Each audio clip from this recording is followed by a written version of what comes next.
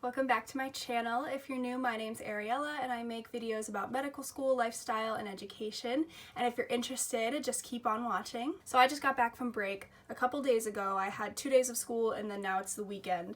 So I kind of had like a half week of school so far in this next block of the trimester. I want to start this video with a little bit of a reflection on how I felt at the end of last block and how I felt coming back to the beginning of this block. So basically what happened is last block I really wasn't taking care of myself. I wasn't taking time to relax and just enjoy the process.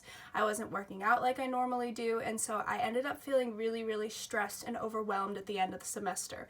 Even though I ended up performing better than I thought I was going to, personally I felt really bad throughout the whole process. Anatomy has been my biggest challenge yet. The previous course that we had, which was Cellular and Molecular Bases of Medicine, was a lot easier for me because I took a lot of those classes in college, and in general, those types of questions were more suited to my learning style than anatomy is.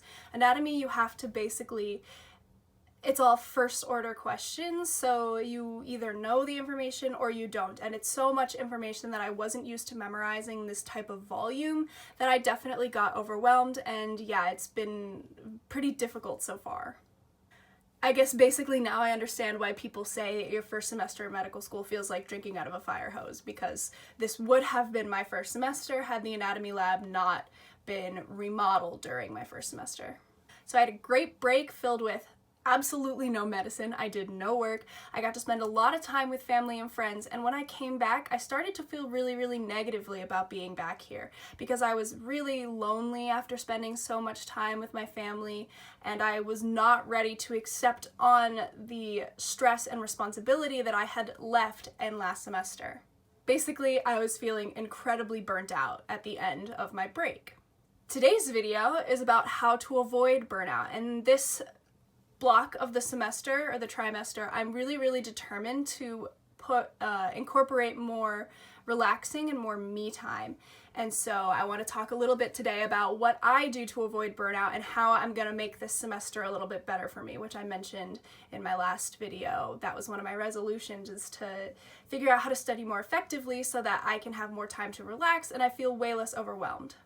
I think that taking care of yourself is of the utmost importance when you're in an intense course of study like this, because even though you might drop a couple percentage points by relaxing, at the end of the day, medical school is a marathon, it's not a race, and if you can't make it to the finish line, it doesn't matter if you got those extra 5 points. I hope that makes sense. That being said, these are tips on how I was able to cheer myself up and get ready for this next block of the semester. So tip number 1, which I just got back from, is to work out. And I know that's so cliche and so lame and everybody says it, but everybody says it because it truly does work. I feel so much better when I work out, and I find that I'm also able to sleep better at night, and I get I feel more well rested, and that way I can wake up the next day feeling ready and productive.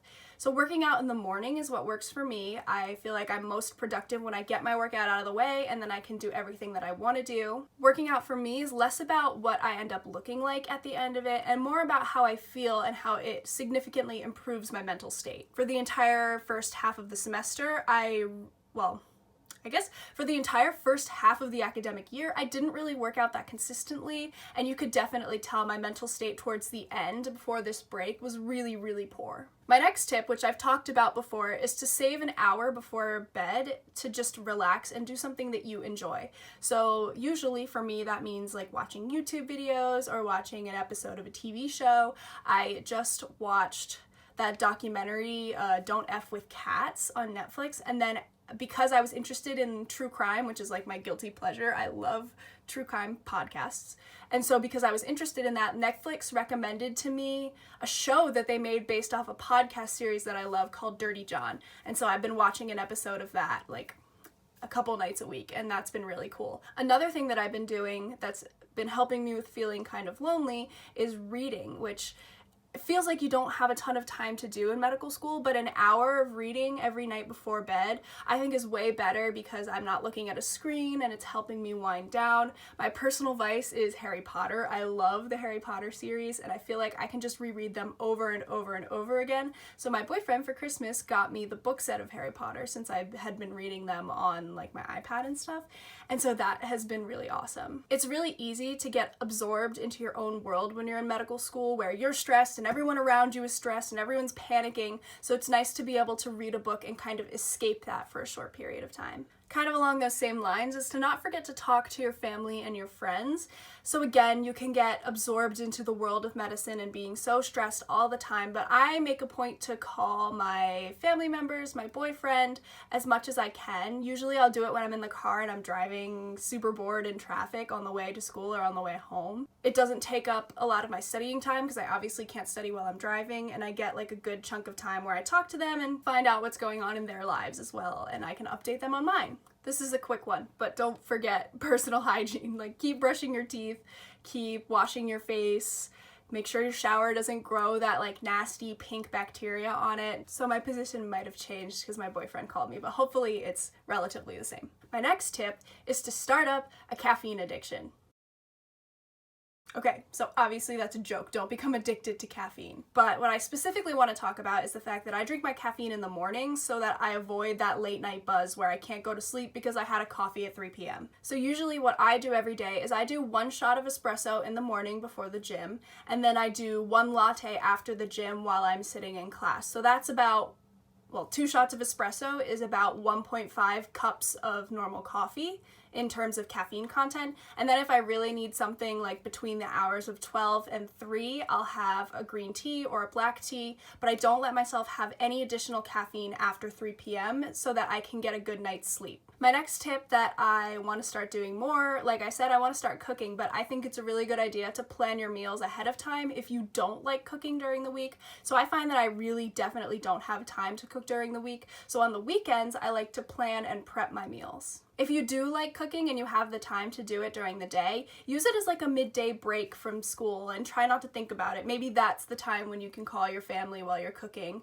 Another thing that I recommend is cleaning up your dishes while you're cooking so that way your kitchen doesn't explode into a disaster. This is something that I recently discovered because whenever I used to cook, I would always just put all my dishes in the sink and like hope for the best. Now I clean while I'm cooking and it's so incredibly satisfying to not have a single dish to do once you're done cooking. Along that line, I would recommend cooking relatively healthy food. I know we're all just coming out of the holidays and we want to get back to feeling our best, so I recommend cooking healthy food as much as possible, but allow yourself to have little treats throughout the day or at the end of the day if that's what really keeps you happy, because that's another thing that can help avoid burnout if you're looking forward to having your little treat at the end of the day. You know, healthy food is obviously good for a healthy mind. The last thing I want to say is my favorite thing to do is walk to a coffee shop on the weekends and get some work done there. So this is like a multi-fold tip. So the walk to the coffee shop is really relaxing because I get myself out of the house and I get myself doing a little bit of moderate physical activity because the walk from my house to the coffee shop is like relatively short, but it's kind of uphill sometimes. So I get a little bit of a workout, like just a baby workout in. The second part of that, is that I treat myself to a coffee. So like I was saying before, I get to treat myself to a little thing that I'm looking forward to, and because I love coffee so much, this particular coffee shop that I like has really good coffee. So I let myself go there like once or twice a week if I really want to. It's kind of expensive, but for me, it's definitely worth it because once I buy the coffee, which is my third tip, I have a place to do more work where I feel more productive. I've talked about changing up my study environment before, and this is really helpful for me to avoid burnout. Treat yourself. Okay, that was cringe. All right. Yeah, okay, so those are basically all my tips for how to avoid burnout when you're in medical school, and these work for if you're in college or you're in some other type of graduate study. So I hope these are really helpful, and I hope you all are having a great semester back. And yeah, stay tuned to see if I keep my New Year's resolutions, and if these tips help me, I will obviously let you know. And if you have any recommendations for videos you want to see, leave them down below. I'm really trying to maintain a once a week upload. It's fairly difficult when you have the loaded schedule of medical school, but it's something that keeps me from burning out as well. It's something that I enjoy, and it's a way for me to express my creative side while I'm doing very, very technical things. So I really enjoy it, and I hope you guys like it too. All right, have a great day. Bye-bye.